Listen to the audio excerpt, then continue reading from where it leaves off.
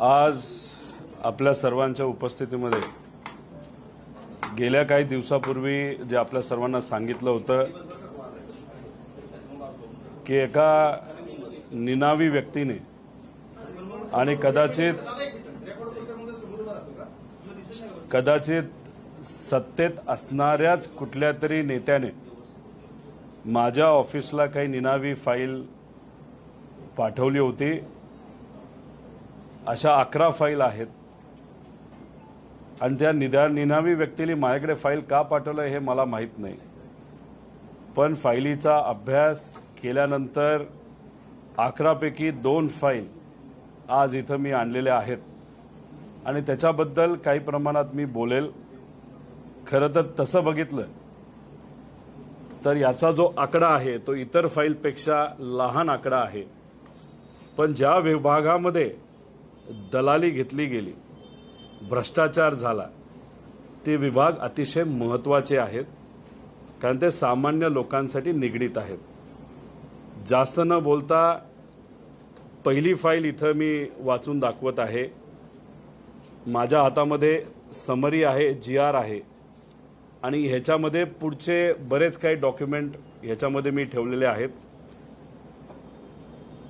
पहिली फाईल ही दूध घोटाळा, पण आश्रम शाळेमध्ये जो दूध घोटाळा झाला त्याच्याबद्दल मी बोलणार आहे। राज्यात एकूण 552 शासकीय आश्रम शाळा आहेत। आश्रम शाळेमध्ये कोण शिकतं तर सर्वसामान्य कुटुंबातली आदिवासी समाजातील लहान मुलं तिथं शिकतात। त्यांचं चांगलं आरोग्य असावं यासाठी पौष्टिक आहार देण्याची जबाबदारी सरकारची असते आणि त्याच्यामध्ये 250 ml दूध हे दररोज त्या मुलांना मिळालं पाहिजे असा GR हा काढला गेलेला आहे आणि GR काढत असताना 200 mlच का हे सुद्धा आरोग्य विभागाकडनं तिथं सांगण्यात आलेलं आहे आणि तो GR मोठा असल्यामुळे याच्यामध्ये मी ठेवलेला आहे। एकूण विद्यार्थी किती आहेत तर 1,87,000 आहेत। त्याच्याच बरोबर एखाद्या संस्थेला दूध पुरवठा करायचा असेल तर तिथं ते कॉन्ट्रॅक्ट दिलं जातं आणि त्यांनी मग पुढे दूध त्या आश्रमशाळेला दिलं जातं। याच्यामध्ये 2 वेगळे करार आहेत। एक करार 18-19 मध्ये करण्यात आला होता आणि दुसरा करार 23-24 मध्ये करण्यात आला होता, म्हणजे गेल्या 1 वर्षभरात।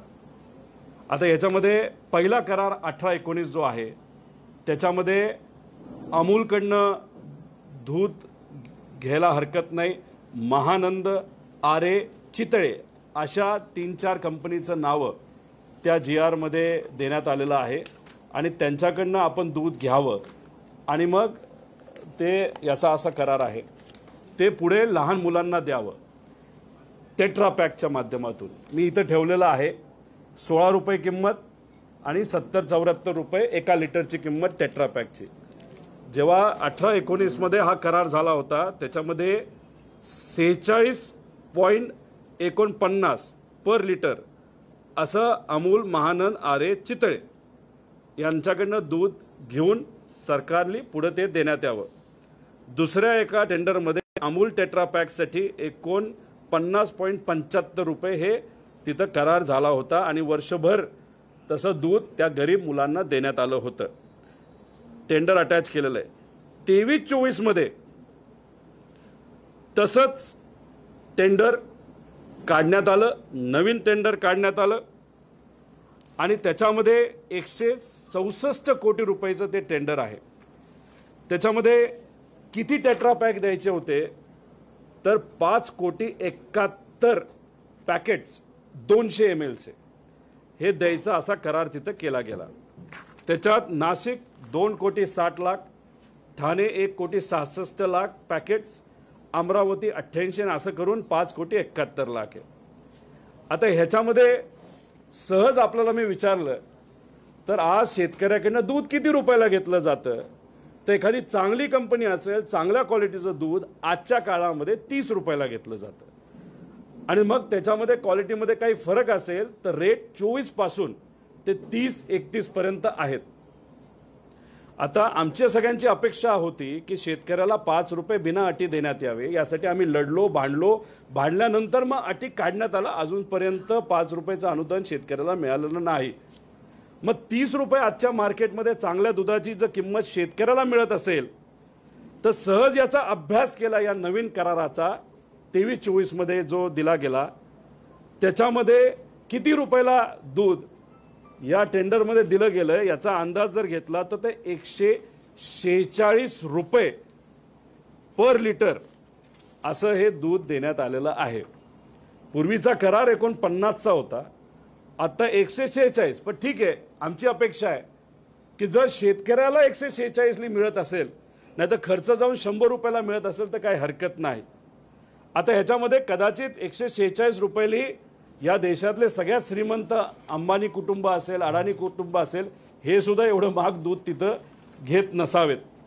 आता ह्याच्यामध्ये एक टेट्रा पॅक 1 लिटरचा असेल तर साधं दूध 26 ते आणि जर UHT असेल तर 32 असं 55 रुपयाच्या आसपास त्याची किंमत आहे बल्कमध्ये द्यायचं असेल। आणि हे जे 200 ml आहे त्याची किंमत 13 रुपये 80 पैसे येते। आता ह्याच्यामध्ये जर आपण बघितलं तर या रेट प्रमाणे आपण गेलो तर हा 168 रुपयाचा जो करार राज्य सरकारने गरिबाच्या मुलांना, आदिवासी समाजाच्या मुलांना दूध देण्यासाठी जो केला आहे तो 85 कोटीमध्ये बसायला पाहिजे होता। पण मग 165 कोटी आणि 85 कोटीत बसायला पाहिजे होते, तर दलाली किती रुपयाची दिली गेली तर ती 80 कोटी रुपयाची दिली गेली। आता हा करार कोणाबरोबर केला गेला तर पुणे जिल्ह्यामध्ये आंबेगाव तालुका जो आहे तिथे एक प्रायव्हेट कंपनी आहे, ती कोणाची तो तुम्ही बघा। त्या कंपनी बरोबर करार केला गेला 50% क्वांटिटीचा। आणि एक कोल्हापूर मध्ये काय नाव तालुका, पन्हाळा तालुका, तिथे एक कोऑपरेटिव्ह आहे, ते सुद्धा सत्तेत आहेत, त्यांना सुद्धा तिथं करार हा दिला गेला। म्हणजे आंबेगाव, पुणे जिल्हा आणि कोल्हापूरमध्ये तिथं पन्हाळा। आता ह्याच्यामध्ये जर आपण बघितलं तर आंधळ दूध दळते आणि कुत्रपीठ खाते अशी परिस्थिती आहे। आता ह्याच्यात पूर्वी करार हा महानंद बरोबर होता। आता जर सरकार बोलते की आम्हाला महानंदला प्रॉफिटमध्ये आणायचंय आणि म्हणून आम्ही NDTVला म्हणजे गुजरातला दिलं गेलंय, हा अख्खा कॉन्ट्रॅक्ट जर महानंदला दिला गेला असता तर 84 कोटी रुपयाचं प्रॉफिट फक्त महानंदला झालं असतं। पण इथं आपण जर बघितलं तर हे पूर्ण कॉन्ट्रॅक्ट हे एका प्रायव्हेट कंपनीला आणि सत्तेत असणारा एक नेता कोल्हापूरचा त्यांच्या कोऑपरेटिव्हला हे दिलं गेलं। आणि ह्याच्यात जे दूध शेतकऱ्याकडनं 30 रुपयाला घेतलं गेलं तेच दूध गरिबाच्या पोरांना सरकारच्या माध्यमातून हे 183 रुपये पर लिटर हे दिलं गेलं। आणि ह्याच्यात 80 कोटीची दलाली ही घेण्यात आली होती। आता ही दलाली जी 80 कोटीची दिली गेली, ज्या कंपनीला दिली गेली, हा करार जो मार्च मध्ये झाला तर मग काही लोकांचं विकासासाठी जाण्याचं हे 3 महिने आधी ठरलं होतं का असा आमचा प्रश्न आहे। आणि मग हे 80 कोटी रुपये जे अतिरिक्त दिले गेले हे सरकार त्या कंपनीकडनं हे परत पैसे घेणार आहे का, याच्यामध्ये सखोल चौकशी ते करणार आहेत का? आणि ही जी दलाली आहे 50% आणि 80 कोटीची ही परत सरकार त्यांच्याकडनं घेणार आहे का, याच्याबद्दलचं पत्र हे मी PMOला पण देणार आहे, CMOला पण देणार आहे। आणि तसंच पत्र सुद्धा जे काय अँटी करप्शनच्या एजन्सी आहेत त्यांना ते देणार आहे। आणि याच्यात ते झालं पाहिजे। त्यामुळे या दुधाच्या आदिवासी मुलांच्या ह्याच्यात 80 कोटीची दलाली या गेल्या 10 महिन्यामध्ये 2 प्रायव्हेट कंपन्याला दिली। आणि या कंपन्या कोणाच्या आहेत, कशाच्या आहेत, याचा एक अभ्यास कुठेतरी तिथं झाला पाहिजे। जे लोक म्हणतायत आज आम्ही सत्तेत विकासासाठी गेलो, त्या लोकांनी कुठेतरी आता शेतकऱ्याला सांगितलं पाहिजे, त्या शेतकऱ्याकडनं 30 रुपयाला तुम्ही घेता दूध आणि तेच दूध तुम्ही 143ला जर विकत असाल तर विकास हा शेतकऱ्याचा आहे का तुमच्या मित्राचा आहे का मित्राच्या कंपनीचा आहे, हे कुठेतरी आता सामान्य लोकांना सांगण्याची वेळ आलेली आहे। आणि दुसरी वाईट गोष्ट अशी की जो GR आहे, बेसिक GR आरोग्याचा, त्याच्यामध्ये एका मुलाला दिवसाला 250 ml दिलं गेलं पाहिजे। पण हा जो नवीन कॉन्ट्रॅक्ट झाला तो फक्त 200 ml चा झालाय। म्हणजे 50 ml हे त्या गरीब मुला मुलीला तिथं कमी जाणार आहे। हा झाला पहिला आदिवासी दूध घोटाळा। आता ह्याच्यामध्ये मी दुसरा विषय इथं घेणार आहे, तो आहे समाज कल्याणचा। आता ह्याच्यामध्ये 25% दलालीचा मुद्दा आहे। आता सामाजिक न्याय विभागाच्या अंतर्गत मागासवर्गीय विद्यार्थ्यांना पौष्टिक आहार दिला जातो। किती वसतिगृह आहेत? तर 443 आहेत। विद्यार्थी किती आहेत? तर त्याच्यामध्ये 42,000 आहेत आणि 93 शासकीय निवासी शाळा आहेत, त्याच्यामध्ये 14,000 विद्यार्थी आहेत। म्हणजे 57,000 विद्यार्थ्यांचा आरोग्याचा, गरीब कुटुंबाच्या, एससी समाजाच्या मुला-मुलींचा हा मुद्दा आहे। इथं सुद्धा या दलाली सरकारने 25% दलाली घेतलेली आहे। ह्याच्यामध्ये सुद्धा 2 करार आहेत, 2 GR काढण्यात आले आहेत। टेंडर आहे, शासन निर्णय 2019-20 आहे, ज्याच्यामध्ये स्थानिक स्तरावर निविदा काढून कंत्राट दिले गेले। म्हणजे अमरावतीला, छत्रपती संभाजीनगरचं त्यांना, पुण्याचं पुण्याला, असं डिसेंट्रलाइज पद्धतीने करार हे दिले गेले होते। तेव्हा सरासरी किती रुपये पर स्टुडंट होतं? तर 4,000 रुपये पर स्टुडंट होतं, पर मंथ असा कॉन्ट्रॅक्ट होता। म्हणजे उदाहरण, वर्ध्याला 3,451 रुपयाचा करार होता। यामध्ये दुधाचं 255 वेगळे आणि GSTचे 262 वेगळे। म्हणजे तसं बघितलं तर वर्ध्यासाठी 3,400 नाही तर 3,000 रुपयाचा करार हा 19 आणि 20 मध्ये केला गेला होता। आता 23-24 म्हणजे सत्ता बदल झाला। काही लोक विकासासाठी गेले, काही लोकांना मंत्रिपद मिळत नव्हतं, मग कदाचित व्यक्तिगत लाभ देण्याचा प्रयत्न केला गेला आहे का, असं कुठंतरी आहे। आणि नेत्यांचे लाड पुरवण्याचा प्रयत्न या सरकारने केला गेला आहे का, असा विषय याच्यामध्ये आहे। 23-24 मध्ये कॉन्सेप्टच बदलला। पूर्वी डिसेंट्रलाइज होतं, तिथल्या तिथलं दिलं जात होतं, क्वालिटीवर सरकार आणि अधिकारी कंट्रोल करत होतं। इथं यांनी काय केलं तर अख्खा GR बदलून हे सेंट्रलाइज केलं। आणि हे किती रुपयाचं टेंडर आहे? तर वर्षाला 350 कोटीचे 3 वर्षासाठी आहे। 1,050 कोटी रुपयाचं हे टेंडर आहे 3 वर्षासाठी। आता ह्याच्यामध्ये नवीन टेंडरमध्ये रेट काय? तर नवीन टेंडरमध्ये 5200 रुपये ते 5400 रुपये स्ट्रेट रेट आहे। जसं पूर्वी अमरावतीला वेगळं, पुण्याला वेगळं असायचं, आता तसं नसून आता इथं एकच सेंट्रलाइज रेट हा दिला गेलाय, 5200 रुपये ते 5400 रुपये। आता ह्याच्यामध्ये तसं बघितलं तर जो आधीचा रेट आहे आणि जो आत्ताचा रेट आहे याच्यामध्ये 25% फरक आहे। म्हणजे 1200 ते 1400 रुपयाचा फरक आहे। पण काय वेगळं केलं यांनी? तर मध्ये फक्त एक मोठी कंपनी आणली आणि मग ती कंपनी छोट्या कंपनीला हे सब कॉन्ट्रॅक्ट करू शकते। पूर्वीचा जो कॉन्ट्रॅक्ट होता, GR होता, त्याच्यामध्ये सब कॉन्ट्रॅक्टिंग अलाउड नव्हतं। आत्ताचा जो नवीन करार झालाय त्याच्यामध्ये सब कॉन्ट्रॅक्टिंग अलाउड आहे। म्हणजे तुला पद मिळत नाही, तुला मंत्रीपद मिळत नाही, नाही तर तुम्ही आता सत्तेत आलेला आहात, मग आता तुम्हाला कुठेतरी मलिदा दिला पाहिजे आणि तुम्हाला कुठेतरी दलाली खाण्याची संधी दिली गेली पाहिजे, म्हणून फक्त एक मध्ये कंपन्या आणल्या आणि त्या कंपनीला खालच्या कंपनीला सब कॉन्ट्रॅक्ट केलं गेलं। आता ह्याच्यामध्ये 1000 कोटीचा जो करार झालाय, या गणितानुसार, या फाईल अनुसार 25%ची दलाली इथं घेतली गेली। मग ह्याच्यामध्ये 240 ते 260 कोटी रुपये ही दलालीमध्ये या सरकारने तिथं या लोकांना दिले। कोणाच्या ह्याच्यावर? SC समाजाच्या लहान मुला-मुली आणि कॉलेजमधल्या मुला-मुलींच्या बाबतीत इथं भ्रष्टाचार तिथं झालेला आहे। आता ह्याच्यामध्ये 4 कंपन्या कुठल्या आहेत ज्यांचा लाड पुरवला गेला? त्याच्यामध्ये crystal integrated service private limited आहे, त्यानंतर ब्रिक्स इंडिया प्रायव्हेट लिमिटेड आहे, BVG इंडिया प्रायव्हेट लिमिटेड आहे आणि ई-गव्हर्नन्स सोल्युशन लिमिटेड आहे। आता क्रिस्टलचं एक चांगली गोष्ट आपण ऐकली असेल, काल ते लिस्टेड झाली, 2000चे विविध प्रकारचे करार त्यांचे आहेत, चांगली गोष्ट आहे।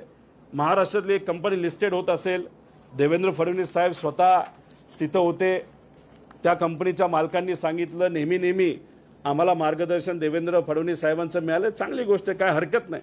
पण ज्या पद्धतीने ती कंपनी वाढते अशी गरिबाची पण आणि छोट्या लहान मुलांच्या नाही तर युवांच्या कंपन्या वाढल्या तर काय हरकत आहे, आमचं मत आहे। त्यामुळे त्या कंपनीबद्दल जसं की क्रिस्टल, ज्याला बाथरूम धुण्याचा कॉन्ट्रॅक्ट दिला जातो, वॉचमॅनचा कॉन्ट्रॅक्ट दिला जातो, ऑफिस साफ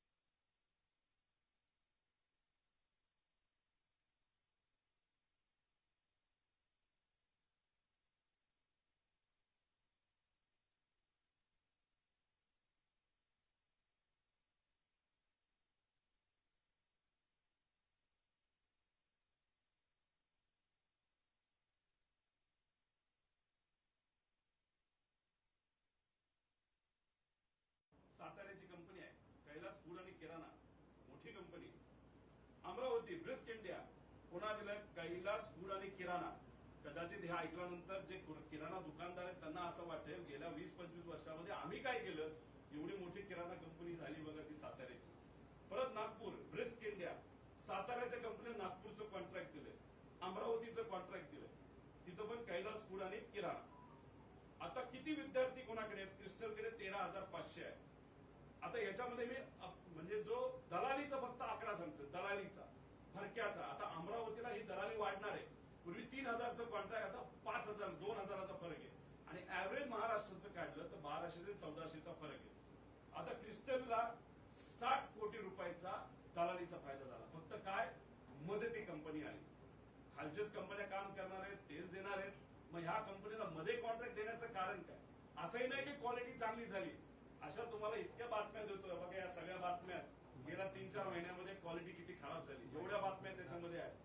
आता ह्याच्यामध्ये आपण जर बघितलं तर बीव्हीजीला 60,000चा कॉन्ट्रॅक्ट मिळाले. संख्या विद्यार्थी किती कोटीचा दलाली त्याच्यामध्ये त्या कंपनीला मिळाली. आता बीव्हीजी कुठे दिली मला माहित नाही. 30 कोटी रुपये फक्त दलालीचा आकडा आहे, कॉन्ट्रॅक्टचा आकडा नाही. 25% दलाली याच्यामध्ये आहे. ब्रिस्क इंडिया 27,000 विद्यार्थी, खूप चांगला विकास आहे. पण हा सामान्य लोकांचा नाही, मतदारसंघाचा नाही, त्या जवळच्या लोकांचा. किती रुपयाचा आकडा हा दलालीचा आहे अंदाजे? हा 150 ते 200 कोटी रुपये. काय हरकत नाही बाबा. भूमिका बदलली काही लोकांनी, डायरेक्ट 200 कोटी मिळत असतील तर असे बरेच भूमिका बदलणारे लोक आहेत.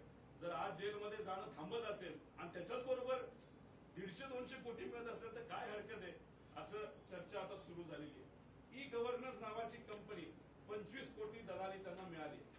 आता ह्याच्यामध्ये कैलास फूड आणि किराणा ही साताऱ्याची कंपनी आहे. फोटो लय भारी आहे. पुण्यामध्ये, नगरमध्ये, साताऱ्यामध्ये कुठे जावा एवढी मोठी कंपनी त्याला आता त्याच्यातून किती रुपये तर 200 कोटी कमवले जाणार आहेत फक्त या कंपनीच्या बरोबर. आता या ब्रिस्क इंडियाने कॉन्ट्रॅक्ट केला, दुकाने साधत. काल एका कार्यकर्त्याला पाठवलं, साबण घेतलाय त्यांच्याकडनं काल, त्याचं प्रूफ वगैरे सगळे आहेत. ही साताऱ्याला आहे, कैलास किराणा फूड्स लिमिटेड. एवढं मोठं ऑफिस आहे बघा. अरे काय मोठं काम कर. नागपूरला देणार आहे, अमरावतीला हे देणार आहे. आता ह्याच्याच बरोबर छत्रपती शिवाजी SSS ह्याचा जर तुम्ही अभ्यास केला तर ह्याच्या अगेन्स्ट सिव्हिल पिटिशन आहे. बोगस अनुभव दाखवून ही संस्था अनेक कामं त्यांनी घेतलेली आहेत. नाशिकची आहे, नाशिकची.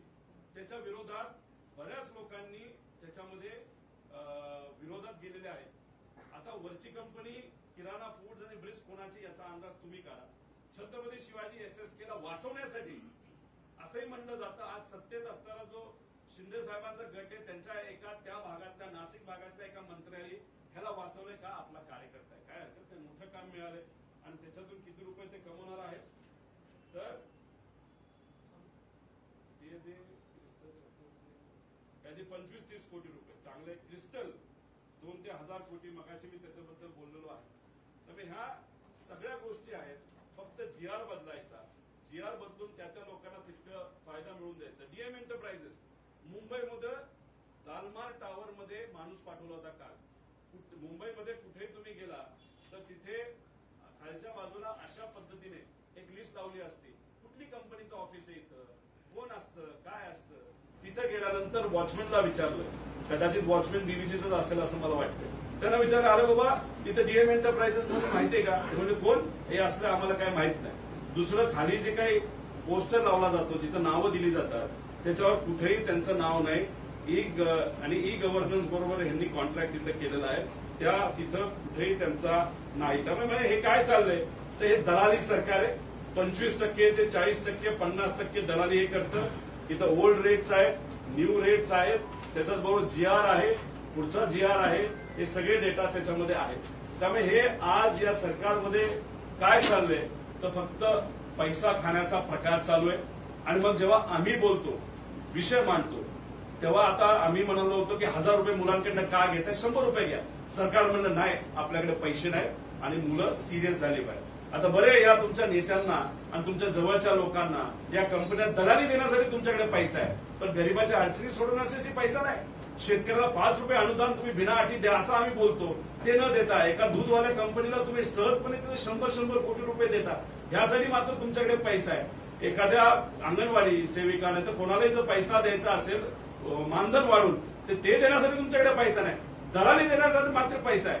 आणि इथं तुम्ही म्हणता की बाबानो आम्ही कोणालाही पैसे खाऊन देणार नाही. मग हे काय? आणि ह्या फक्त 2 फाईली आहेत.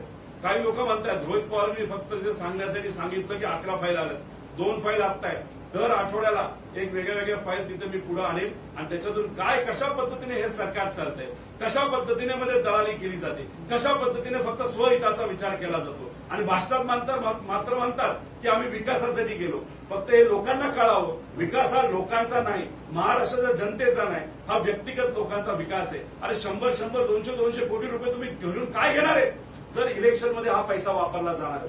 गुंडांचा वापर या इलेक्शनमध्ये होणार आहे. ह्या पैशाचा गरीबाच्या माथ्यावरचं लोणी खाऊन हा जो पैसा कमवलाय हा पैसा आता इलेक्शनमध्ये येणार आहे.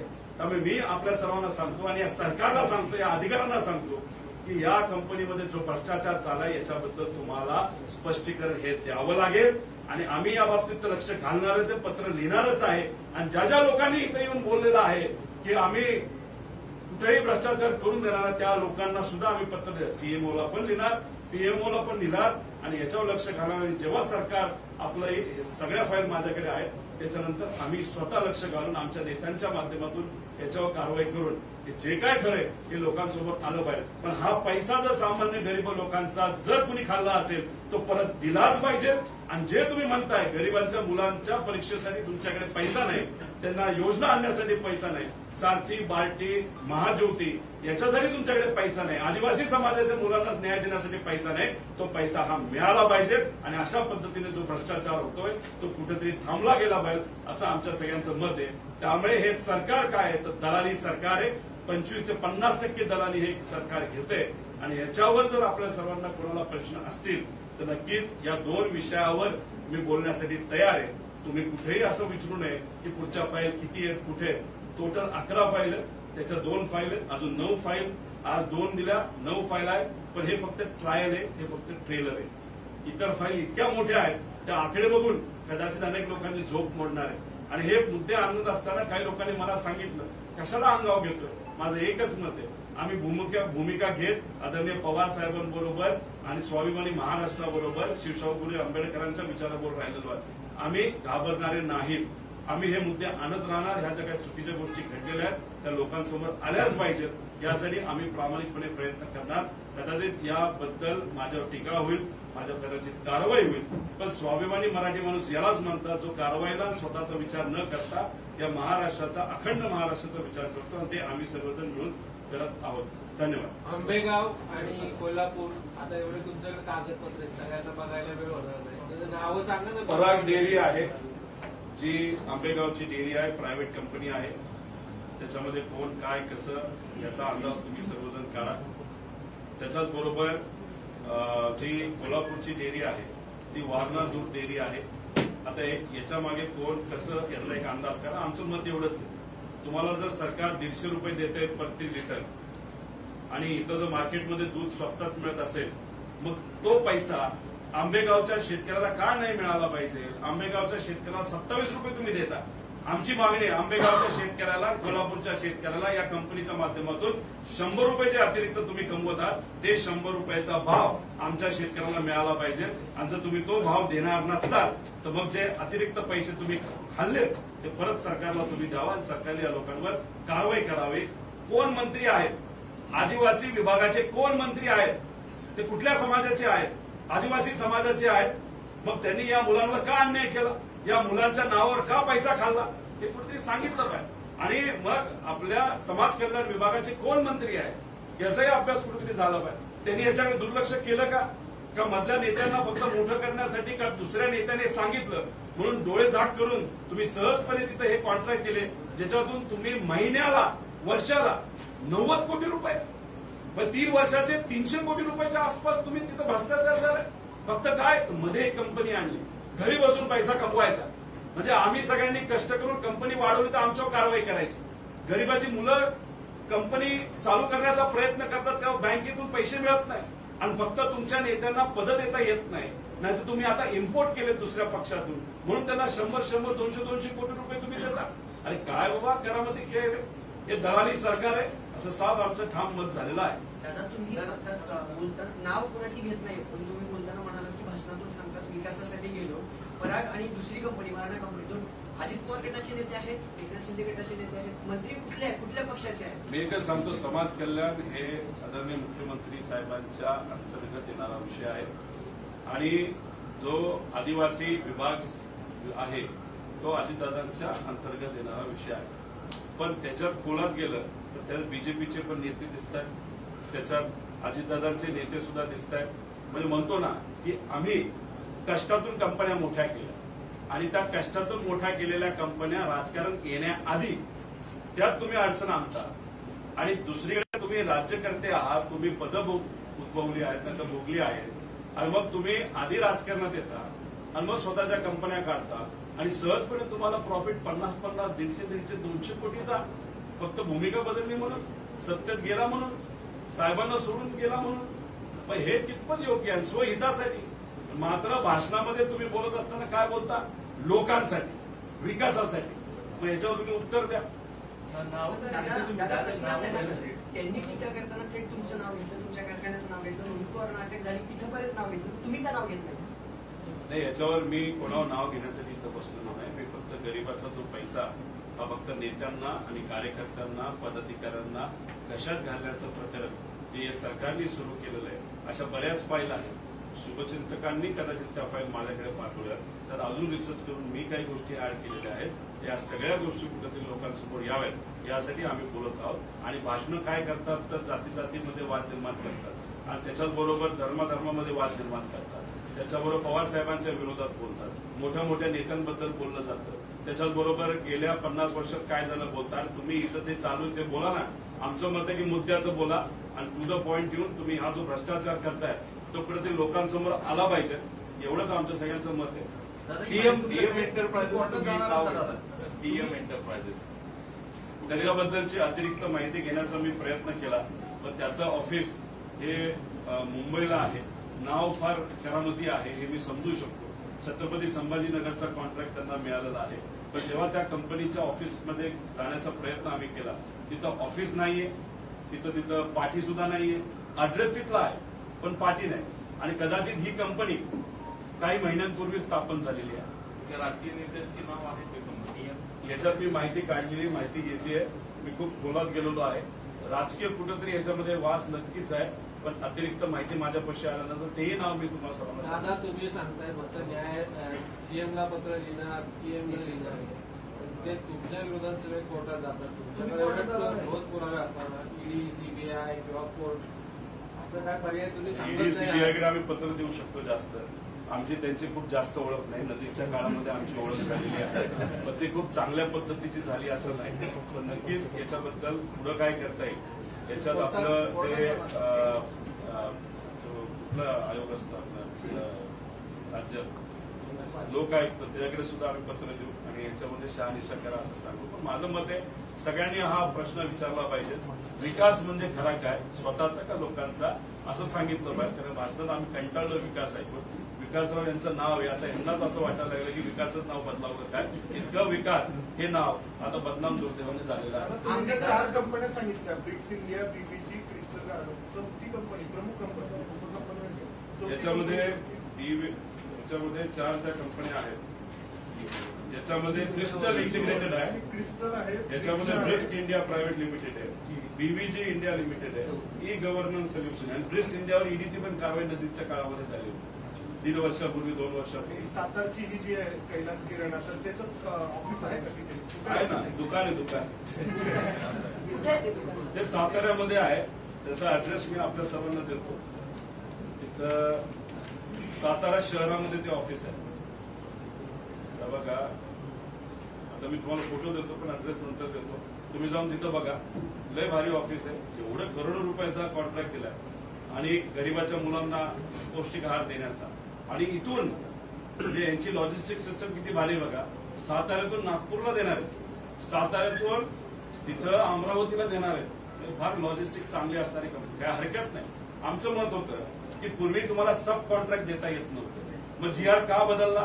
आणि ज्या कंपनीला कपडे धुण्याचा, बाथरूम धुण्याचा आणि तिथं सिक्युरिटी गार्ड देण्याचा, हाऊसकीपिंग करण्याचा, अशा लोकांना जेवणाचा, ते सुद्धा गरीब पोरांच्या मुलामुलींच्या जेवणाचा कॉन्ट्रॅक्ट देण्याचं कारण काय? आणि याच्यात जर सरसकट तुम्ही बघितलं, त्या पैशातला फरक काढला तर डायरेक्ट 200-150 कोटी रुपये हे त्या मध्यस्थी कंपनीला दिले जातात. म्हणजे याला दलालीच म्हणावं लागेल ना. आता ज्या पराग कंपनीचं नाव तुम्ही घेतलं ना आंबेगावमधल्या 25 नोव्हेंबर 2023 मध्ये आयकर विभागाचे छापे पडले होते पराग कंपनीवरती. त्या पुढे काहीच आलं नाही किंवा ते पुढे गेलं नाही. यासाठी काही मागणी करणार का? कारण तो काहीच पुढेच गेलंच नाही. त्याच्यावर जी कारवाई झाली, ती कारवाई झाल्यानंतर राजकीय मोठे बदल झाले. काही लोकांनी विचार सोडून, भूमिका सोडून सत्य स्थापन झाले. पण सत्य स्थापन झाल्यानंतर नुकसान झालं नाही. लोकांचं नुकसान झालं, विचाराचं नुकसान झालं, पण व्यक्तिगत त्या कंपनीचं, त्या कंपनी ज्यांच्या मार्गदर्शनाखाली चालते त्यांचं खूप नुकसान झालेलं दिसत नाही. उलट नफा, तो सुद्धा 50 कोटीचा नफा हा झालेला तिथं दिसतो. तुमच्या जीवाला धोका आहे असं पत्र सुप्रिया साहेबांनी पोलीस अधीक्षकांना लिहिलेलं काय झालं होतं? कोणी धमकी त्याच्यावर बोलतो. आता त्या दोन विषयावर कोणाचं काय म्हणणं आहे का? कंपनी जी आहे ना, ब्रिक्स कंपनी, हसन मुश्रीफांचे आम्ही नाव घेतो. हसन मुश्रीफांच्या जवळच्या जी कंपनी असल्याचे आरोप अनेकदा झाले, ते आता सत्तेत आहेत. ब्रिक्स कंपनी जे ऑफिस होतं तिथे देखील ईडीचे अधिकारी 24 तास बसले होते. नाव याच्यासाठी घेतलं की आरोप तसे झाले होते ब्रिक्स इंडिया. असं म्हणलं जातं त्याच्यामध्ये त्यांचे जावई हे डायरेक्टर होते. कंपनीचं जे ऍड्रेस आहे ते कोल्हापूरचं आहे आणि कुठल्या तरी एका कंपनीचं पूर्वीचा ऍड्रेस त्यांच्या घराचा ऍड्रेस आहे. आता मला माहित नाही ते आज त्यांच्यात काय काय आहे. सुरुवात तर त्यांची कुणी केली असेल. विषय नेता नाही, विषय एवढाच आहे, जी सामान्य लोकांची दिशाभूल केली जाते. आम्ही विकासासाठी गेलो, पण विकास हा सगळ्या गोष्टी बाजूला ठेवा. हा डायरेक्ट सरसकट भ्रष्टाचार आहे. दिवसा ढवळ्या जसा लोकांना गोळ्या घातल्या जातात, तसा दिवसा ढवळ्या इथं पैसे खाण्याचं काम या मंत्रालयामध्ये सुरू आहे. आणि ह्याच्यात मग आमचं एकच मत आहे की ह्याच्यात कारवाई झाली पाहिजे. त्याच्यात स्पष्टीकरण हे आलं ना, राजकीय स्पष्टीकरण आम्हाला नको. आम्हाला आकडे सकट विथ प्रूफ तिथं स्पष्टीकरण. चंद्रकांत गायकवाड जे आहेत मुश्रीफांच्या जवळचे होते, याच कंपनीवर ईडीची कारवाई झालेली होती. हीच कंपनी की मुंबई?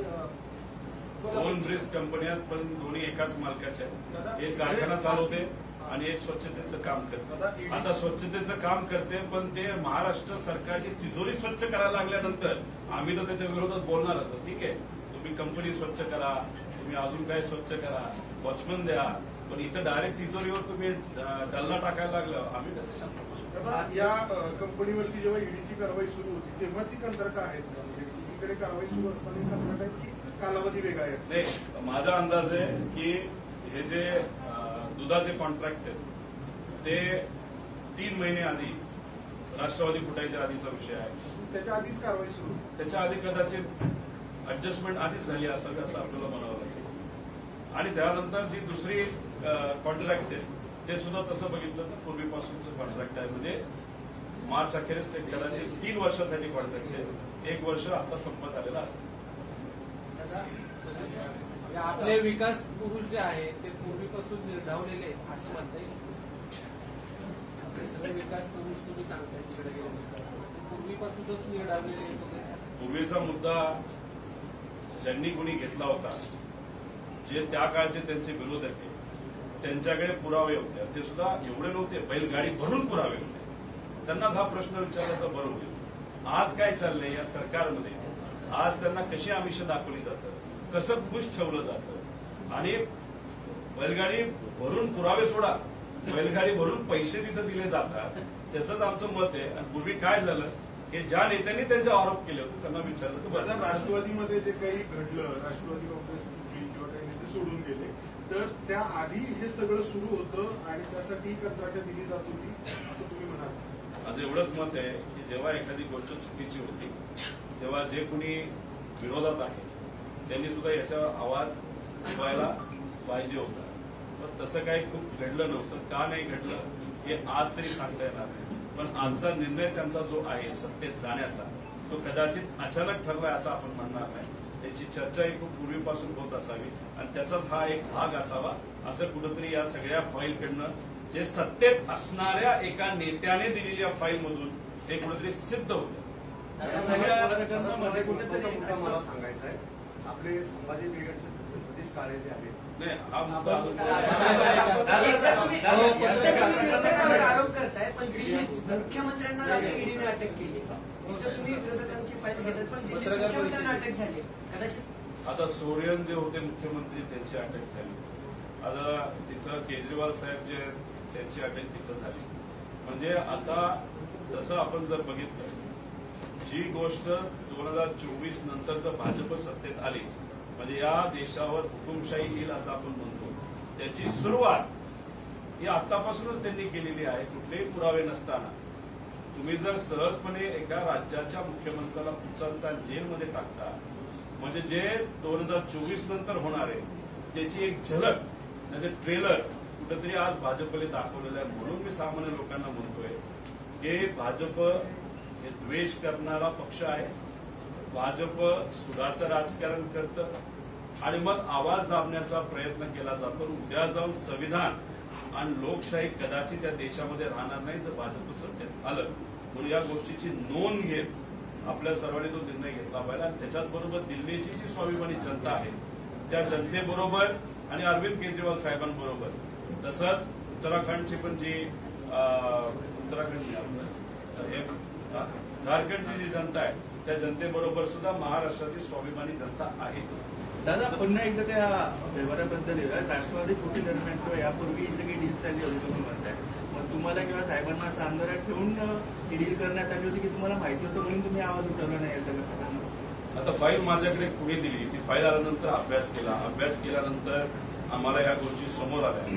त्या फाईल आधी आल्या असतात तर मी अभ्यास नक्कीच केला असता. माझ्याकडे एखादी फाईल आली तर मी व्यक्तिगत हितासाठी वापरत नाही, ती सहजपणे मीडियासमोर आणि मीडियाच्या माध्यमातून लोकांसमोर देण्याचा प्रयत्न तिथे केला जातो. हे वेगळ्या पद्धतीने काही गोष्टी जे काही कोणी करत असतील ते आम्ही तरी करत नाही.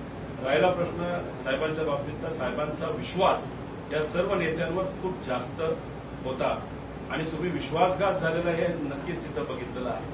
आणि मग विश्वास टाकून जेव्हा आपण लोकांच्या हिताची कामं होत आहेत अशी अपेक्षा धरतो, त्याच्यामध्ये स्वहित सुद्धा जर काही लोक करत असतील तर मग ती जी लोक आहेत त्यांच्यावर कुठे ना कुठेतरी येत्या काळामध्ये कारवाई झाली बरं असं आमचं म्हणणं आहे. हे टेट्रापॅकचं दूध आहे का आधी काय कलर आहे? हे टेट्रापॅकचं दूध आहे. हे जे छोटं पॅकिंग आहे 3-3.5 रुपयाचं असतं. हे मोठं जे पॅकिंग आहे ते 8 ते 9 रुपयाचं असतं. याच्यामध्ये युएसटी दूध वापरलं जातं, ते 2-3 रुपये थोडंसं महाग असतं, त्याला प्रक्रिया केली जाते. आणि त्याच्याच बरोबर याची जी किंमत आहे ही किंमत आहे 16 रुपयाला दूध आहे, 200 ml दिसतंय. आणि हे जे आहे हे ते 70 रुपयाला आहे, जे 1 लिटरचं दूध आहे. आणि ह्याच्याच अगेन्स्ट अमूलचं आता दूध आहे, म्हणजे क्वालिटी दूध आहे ना, आपण पण पितो, लागलं तर मी तुमच्या समोर इथं पितो. आता हे दूध जर 74 नाही तर 70 रुपयाला असेल, ते जर 150 रुपयाला देत असेल तर दलाली किती रुपयाची? तर 50% दलाली, म्हणजे 70-75 रुपयाची दलाली ही आजच्या काळामध्ये आजच्या काही कंपनीला नेत्यांच्या जवळच्या कंपनीला तिथे दिली जाते. आणि ही दलाली थांबली पाहिजे आणि हे सरकार दलाली सरकार आहे असा आमचा थेट आरोप आहे. हे फक्त जेवणाचं जे तुम्ही बोललात त्यांचं काय दराने जेवणाला प्रत्येक विद्यार्थ्याला त्याच्यामध्ये अमरावती दर तर 3,000 रुपयाच्या आसपास जर जीएसटी वगैरे काढला पूर्वीचा, आता तो 5200 ते 5400 रुपये आहे. म्हणजे तिथं अमरावतीला 2,2400चं प्रॉफिट आहे. जे किराणा म्हणजे ब्रिस्क इंडियाला जे काम मिळालंय त्याच्यात 2,025चं प्रॉफिट आहे, म्हणजे 50% प्रॉफिट आहे. आणि जे इतरांना मिळाले त्याच्यात 25% प्रॉफिट आहे. म्हणजे ऍव्हरेज 30-35% दलाली या मधल्या कंपनीला सरकारकडनं त्यांना चूप ठेवण्यासाठी, खुश ठेवण्यासाठी आणि मंत्रिपद देता येत नाही म्हणून अशा पद्धतीने गरीबाचा पैसा, गरीबाच्या पोरांचा पैसा हा तिथं देण्यात आला. आता तुमचे बंधू युगेंद्र पवार प्रचार करत असताना त्यांना घेराव घालण्यात आला, अजित पवार गटाचे कार्यकर्ते असं सांगण्यात आलं. काल सुप्रिया सुळे यांनी पुणे एसपीला एक पत्र लिहिलं, तुम्हाला आणि युगेंद्रना पोलीस सुरक्षा द्यावी, जीवाला धोका आहे असं वाटतंय तुम्हाला? सुप्रियाताईंचं प्रेम आहे, कुठंतरी त्यांच्या मनामध्ये एक शंका आली असावी, त्याचं कुठंतरी एक म्हणतो ना आपल्या कुटुंबाबद्दल काय होऊ नये चुकीचं, या हेतूतून त्यांनी ते पत्र दिलं असावं. आणि त्याच्याच बरोबर टीव्हीवर आणि मोठे नेते जे गुंडांबरोबर फोटो काढतात, मोठ्या जे मर्डर केलेली लोक आहेत त्यांच्याबद्दलची फोटो रील हे आपण बघतो. माझ्या मतदारसंघातल्या एका मोठ्या गुंड्याला अजितदादांनी तिथं जवळ केलं अशी चर्चा आहे. त्या सगळ्या गोष्टीकडे बघून कदाचित त्यांना ती काळजी वाटली असावी.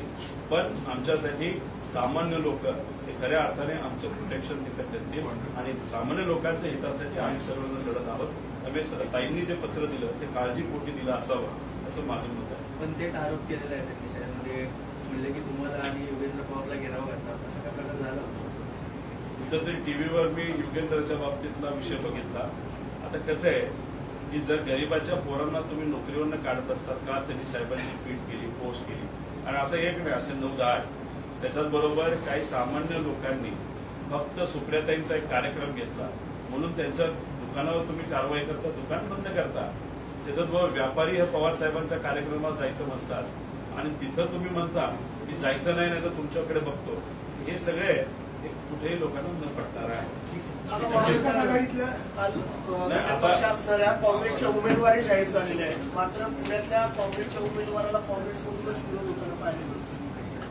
जो निवडून येणारा उमेदवार असतो त्याच्या विरोधात काही ठराविक लोक कधी कधी विरोध नाही तर आंदोलन करत असतात. त्या जो आंदोलन करणाऱ्या लोकांना जर आपण समजून सांगितलं तर मला असं वाटतं ते स्वीकारतील. आपल्याला तिकीट मिळावं आणि ते मिळालं नाही म्हणून आंदोलन करणं हे खूप योग्य नाही असं मला वाटतं. आपण जर याच्या विरोधात लढत असू बीजेपीच्या तर मग तिथं कुठं ते स्वहित बाजूला ठेवून लढण्याचा